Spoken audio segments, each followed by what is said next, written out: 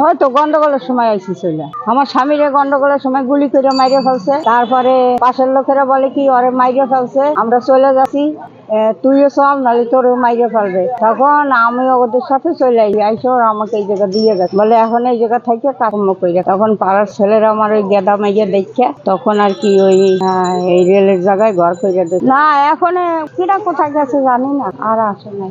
তারপরে সেইভাবে আর কি আসি। তারপরে বাসায় একটা কাজ পাইলাম, ধরলাম, বাসার কাজে পোষায় না, তা খাইতে পারি না। তখন কি মাথায় ঢুকলো যে দেখি রাস্তায় বাইরে কিছু করা যায় নাকি।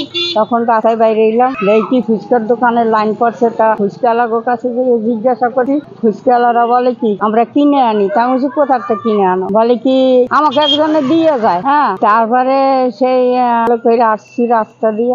তখন ওই জায়গাটা ফুলের দোকান ছিল। তখন বললো ওই ছেলেটা দিদি কোথায় গেছিল, আর বললাম